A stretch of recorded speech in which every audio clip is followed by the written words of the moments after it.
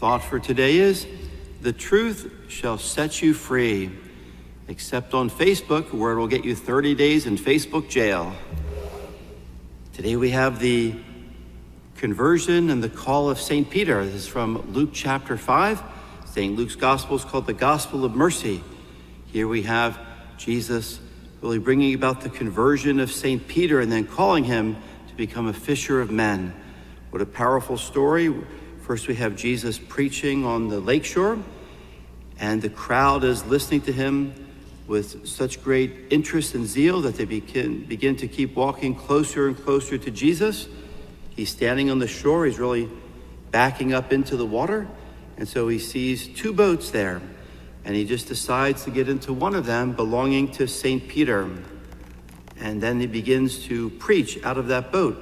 He sits down in the boat, which was the posture of a rabbi, was to sit when he would teach and instruct his disciples. So he sat in Peter's boat, which became his first pulpit. And there he talked to this vast crowd, which was on the shore. And the fathers of the church have always seen this as the voice of Christ coming from the church, the bark of Peter, the boat of Peter, because Jesus chooses Peter's boat to use as his first pulpit.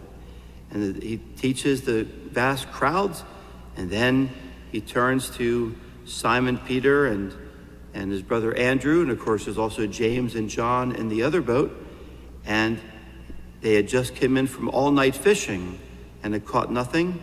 And Jesus says, let us put out into the deep and lower your nets for a catch. Simon is reluctant at this. They say he's worked hard all night fishing for hours and have caught nothing. And that's really what our life is without Christ. It's empty. And yet, what does Peter do? He obeys. He says, but at your command, I will lower the nets. Peter is probably very skeptical.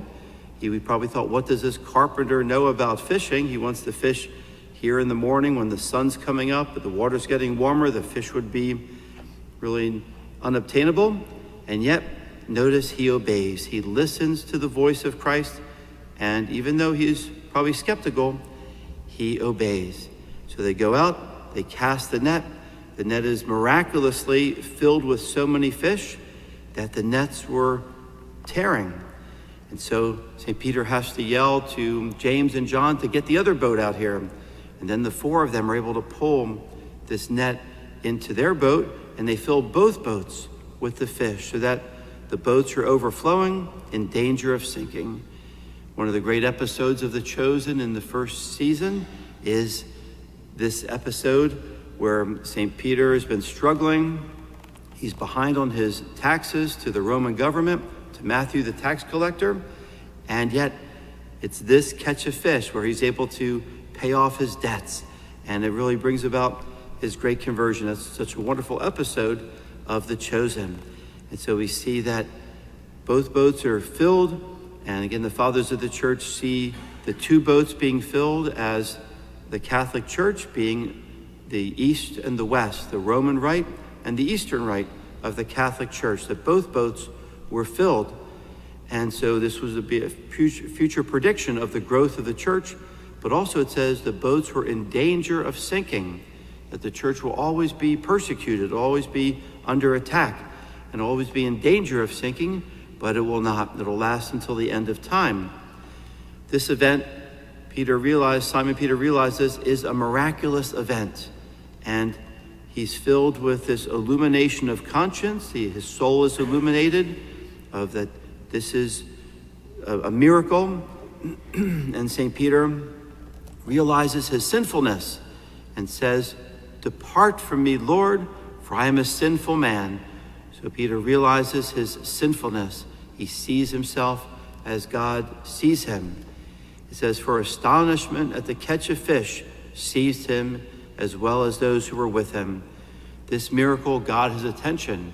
It is rather humorous that just recently, like the day or two before, Jesus had cured Peter's mother-in-law. Didn't faze him a bit, but fish, that got his attention, the miraculous catch of fish. And so Peter falls to his knees and says, depart from me. But notice the Lord does not depart from him.